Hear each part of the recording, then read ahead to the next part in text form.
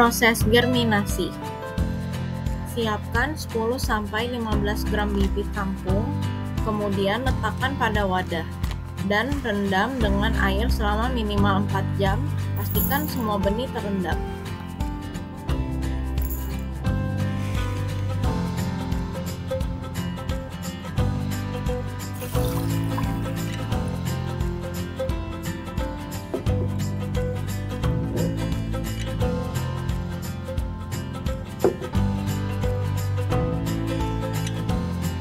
Lalu, siapkan tray berisi kokopit yang sudah dibasahi, kemudian letakkan benih kangkung yang sudah direndam tadi. Kemudian, letakkan tray lainnya di atas bibit kangkung dan beri beban. Hal ini dilakukan supaya akar tumbuh ke bawah dan bibit tidak terkena sinar matahari. Lalu, siapkan rock wool sesuai dengan ukuran tray, kemudian basahi rock wool sampai benar-benar basah. Tuang air sampai memenuhi tray dan rock wool agak terendam. Kemudian tabur bibit bayam di atas rock wool yang basah.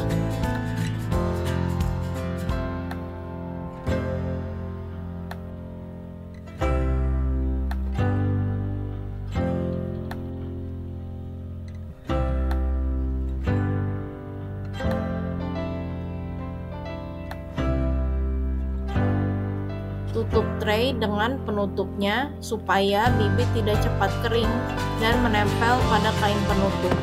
Kemudian letakkan kardus di atas penutup tray untuk melindungi dari sinar matahari. Kemudian lapisi dengan serbet agar benih benar-benar terhindar dari matahari.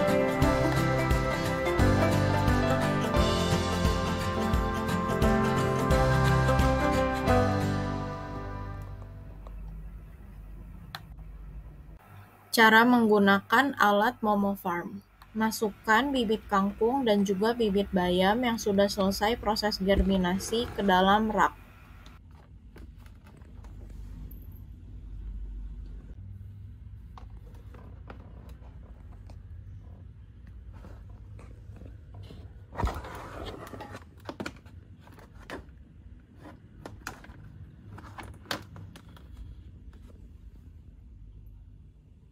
Pastikan sensor-sensor terhubung, terutama sensor kelembapan tanah, dan letakkan sensor kelembapan tanah pada masing-masing tray.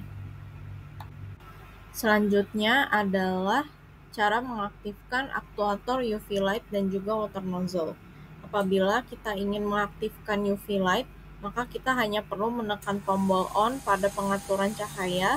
Lalu apabila kita ingin mengaktifkan water nozzle pada plot 1 maupun 2, maka kita perlu menekan tombol on pada pengaturan air di plot 1 maupun plot 2.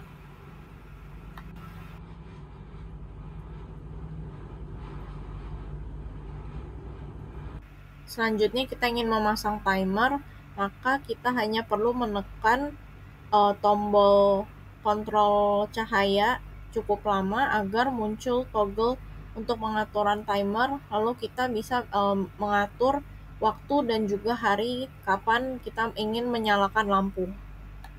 Lalu seperti yang bisa dilihat di sini, apabila sudah sesuai dengan waktu yang telah ditentukan sebelumnya, maka lampu akan menyala dengan sendirinya. Selanjutnya adalah kontrol timer untuk air.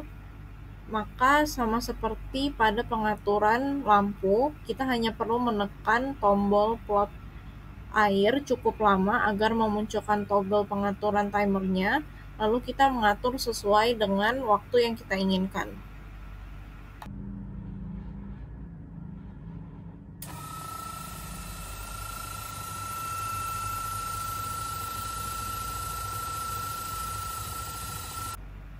Lalu selanjutnya adalah pengaturan otomatis.